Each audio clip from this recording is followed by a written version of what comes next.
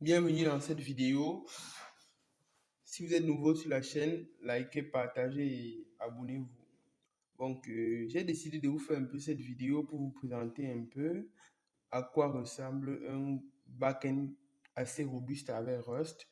Donc, c'est pas la suite de la formation, mais j'ai décidé de le faire pour vous montrer un peu à quoi ressemble un backend robuste avec Rust. Directement dans ce premier fichier, on a le cargo toml. Cargo domaine ici, c'est l'espace où on va gérer toutes nos dépendances. Et ici, je suis en train de développer un back-end. Je suis en train de développer un back-end assez robuste pour une application de tontine. Donc, en gros, la tontine, c'est une application qui va permettre aux gens d'épargner de l'argent et après de remettre tout cet argent-là à un membre qui a aussi épargné pour qu'il puisse subvenir soit à une tâche soit un besoin personnel. Donc ici, j'ai assez de dépendances. J'ai notamment ArtistWeb, qui est le framework dont j'utilise. J'ai SQLX, qui est le gestionnaire de requêtes et des requêtes SQL. J'ai Tokyo, qui est le gestionnaire de la synchronisation, des macros, du multithreading. J'ai Chrono, le temps, 10 erreurs, les erreurs. J'ai Rust Decimal pour gérer les décimales. Donc, en gros, c'est un peu ça. Ici, dans le cargo TML, vous avez dans cette partie les informations. Vous avez les informations sur le projet, le nom de l'auteur. Ici, c'est mon nom. Vous avez la description du projet. C'est un backend pour la tontine. Sur licence, le lien du repo. Je n'ai pas encore mis le lien du repo. Donc ici, on va quitter sur le cargo TOML, on va un peu aller voir dans le main. Donc ici, ça c'est le main.rs. Donc c'est depuis ce fichier main.rs que mon backend est lancé. Voilà. Ici, vous pouvez voir que dans ce backend, il y a cette allo origin. Donc ces deux fonctions, ces deux variables que j'utilise, sont les variables qui sont connectées au backend. Donc, ce sont les variables qui vont, au front-end, pardon. Ce sont les variables qui vont récupérer l'URL du front-end pour les connecter au back-end. Donc, le front-end se trouve sur ce fichier-ci avec le fichier de lancement du front-end index.html. Donc, ici, on peut un peu essayer de voir quelques parties du code. On va notamment voir ce fichier error. Dans ce fichier error, j'essaie de faire une gestion d'erreur complète de mon projet. Donc ici, là, je crée d'abord une enum que nous allons voir dans une vidéo qui vient précédemment. Dans cette enum, je recense tous les types d'erreurs que je peux retrouver dans mon code. Database error, not food, validation error, authentication error, internal server error. Et maintenant, je viens ici, dans cette fonction, j'implémente cette enum avec la fonction de formatage display. J'implémente cela. J'implémente cette enum pour gérer les erreurs de cas par cas. Ici, vous pouvez voir que pour cette enum ici, internal server error, je mets database error et je mets point string pour que l'erreur de sortie soit une string. Et normalement, ici, là, nous allons récupérer la valeur, le message d'erreur qui est donné lors de la compilation et nous allons aussi l'afficher. Donc, c'est un peu en gros ce que je fais dans ce fichier de gestion d'erreurs. Nous recensons les erreurs qu'on peut trouver dans le code et nous essayons de les gérer cas par cas pour appeler après ce fichier dans d'autres fichiers pour mieux gérer les erreurs. Ici, là, on va entrer dans le fichier modèle. Dans le fichier modèle, en gros, ici, c'est le fichier qui regroupe les structures pour chaque partie. Et dans le fichier modèle, on est dans le fichier contribution. Le dossier modèle, on est dans le fichier contribution. Ici, là, on peut voir qu'il y a une structure contribution qui recense tous les comportements d'une contribution. Le comportement d'une contribution, nous avons par exemple une idée, le total de la tontine. Et le total de la tontine, c'est le nombre de tontines. Nous avons le nombre de membres de la tontine. Nous avons le compte de la tontine. Nous avons la date de paiement. Vous avez la méthode de paiement. Vous avez le paiement en statut. Vous avez la date de création de la contribution. Donc, en gros, ici, dans le dossier modèle, nous essayons de gérer les structures qui vont être utilisées dans les requêtes ou les API pour notamment appeler notamment à appeler les comportements dont nous allons appliquer sur chaque partie de l'application. Je ferme ce dossier modèle, j'ouvre ce dossier handle. Dans ce dossier handle, nous avons ici, nous implémentons, parce qu'il est très important de le mentionner, nous implémentons cette structure. Voilà, cette structure, c'est une structure qui regroupe l'ensemble des requêtes SQL que j'ai effectuées dans ce fichier Tontine Handle. Donc, dans ce fichier, c'est dans ce fichier qu'on va aller faire des API comme créer la tontine, lister le nombre de tontines, créer le nombre de tontines, statut de tontine, les mises à jour sur la tontine, supprimer une tontine, vérifier get user tontine, get action. Donc, dans ce dossier handle, nous allons appeler les fonctions qui ont exécuté les requêtes et nous allons ici là les implémenter pour les donner les méthodes et les envoyer les structures dont ils ont besoin. Voilà, c'était un peu un résumé de ce fichier handle. Nous allons ouvrir ce fichier repository. Ici, on va ouvrir repository tontine. Voilà, c'est un peu la partie la plus technique, bien je dirais le fichier le plus technique. Dans ce fichier repository, ici là, nous implémentons la tontine repository. Donc, nous créons une structure tontine repository, nous l'implémentons. Ici là, première méthode, c'est fit all tontine.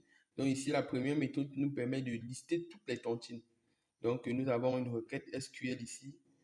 Nous avons une requête SQL ici qui permet de sélectionner l'ID, le nom et ainsi de suite. On va essayer de voir ça dans une prochaine vidéo. Je mentionne qu'ici, nous gérons la requête SQL avec le module de REST qui s'appelle SQLX. C'est le meilleur et le plus rapide pour gérer la requête. Donc, vous avez un tas de nombre de fonctions pour requête ici. Vous avez create, delete, fit all. En fait, il y a un tas de fonctions en fait. Je ne saurais citer. Voilà. Maintenant, nous formons ce fichier repository. Nous ouvrons ce fichier route. Dans ce fichier route, c'est dans ce fichier que nous définissons un peu les routes dans l'application web. Les routes, comment les fonctionnalités doivent être utilisées ou exploitées. Donc, dans ce fichier, je déclare une fonction config. Dans cette fonction config, j'essaie un peu ici d'ordonner mes routes parce que les routes doivent être ordonnées. Les fonctionnalités ne doivent pas, je vais dire, les fonctionnalités ne doivent pas être là et vagabonder n'importe comment. Donc, les fonctionnalités doivent être ordonnées. Celles qui doivent utiliser des idées, je les mentionne aussi. Celles qui doivent utiliser des idées plus les détails, je les mentionne aussi. C'est un peu une tâche ici qui nécessite assez de concentration parce que cette organisation va vous permettre que le site soit vraiment facile à prendre en main, que le site web soit vraiment facile à exploiter. Donc, c'est un peu une étape où il faut être assez concentré. Donc, ici, vous pouvez remarquer que j'ai ouvert plusieurs dossiers et j'appelle tous ces dossiers-là dans le programme principal. Donc, voici le nom de tous ces dossiers-là que j'ai appelés dans le programme principal. Vous pouvez voir pub, modèle, pub, move. Ce mot pub que vous voyez ici, je vais agrandir pour vous. Voilà. Ce mot pub que vous voyez ici, c'est pour dire public.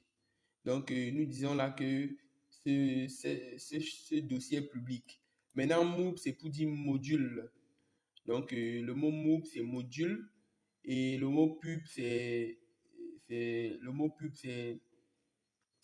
public. Donc, c'est un peu ce qui se passe. C'est un peu ce qui se passe à ce niveau. Donc, je vais vous montrer un peu comment ça se passe. On va entrer dans un dossier. On va ouvrir le fichier move. Et vous allez remarquer que, je vais agrandir pour vous. Vous allez remarquer que dans chaque dossier, il y a ce fichier move.rs. Parce que l'installation de REST RS. Dans ce fichier move.rs, nous déclarons encore que tous les fichiers qui appartiennent au dossier route sont publics et sont des modules. Donc, dans ce dossier route, nous avons un fichier move qui recense encore tous les fichiers et qui les déclare ici comme public. Donc, ça veut dire que quand on déclare un fichier comme public, on peut l'importer partout dans le code et l'utiliser encore dans d'autres parties. Donc, c'est un peu assez complexe, mais c'est un peu à ça que ressemble un gros projet backend avec Rust. Ici, j'utilise ActiveWeb, le projet, ou bien je vais dire le framework Rust le plus robuste par excellence pour le développement, je vais dire le développement assez fort. Bon, ici, on va essayer de faire quelque chose. On va essayer d'envoyer ces projets sur GitHub. On va envoyer ces projets sur GitHub. On va l'envoyer sur GitHub directement, facilement. Voilà.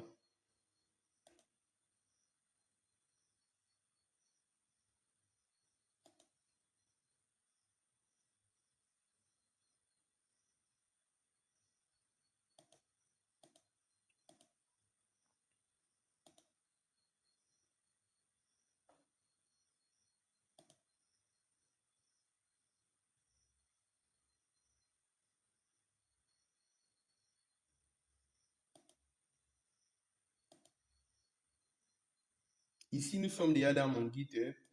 Nous allons créer un nouveau repository. Le nom du repository, c'est Tontine. Donc, nous allons faire Tontine. OK. Nous créons le repository. OK. Le repository est déjà créé. Nous allons venir ici maintenant, utiliser ces commandes-là pour envoyer le projet sur Git. Donc, c'est assez simple. OK. On va faire un peu le nettoyage. OK. Je vais un peu zoomer. Voilà, on va commencer git init, git add, ok, git commit, Tontine. Ok, ici il y a un problème au niveau du backend. Donc, vous pouvez voir ici que le module backend a déjà un fichier .git, ce qui cause un peu un problème. Donc, c'est facile à résoudre. On va supprimer le fichier target. On va supprimer le fichier target. On va supprimer le fichier git init. Git ignore, pardon. OK. Et on va revenir ici, on va faire git add.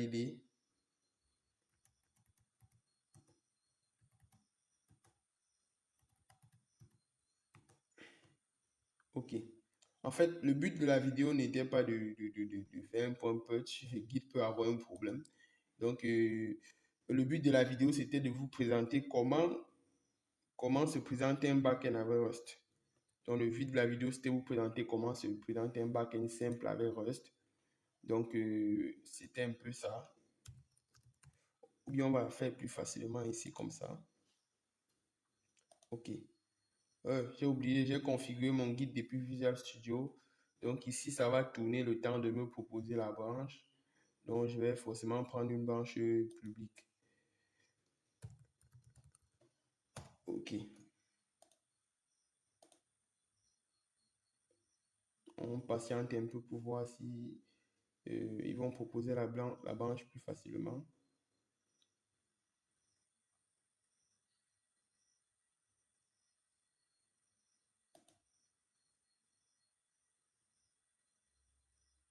Bon, ça va prendre assez de temps. Donc, c'était tout pour cette vidéo. Si vous êtes nouveau sur la chaîne, likez, abonnez-vous et partagez pour permettre à plus de personnes de se lancer avec Rust et d'améliorer leur carrière professionnelle. Donc, à plus.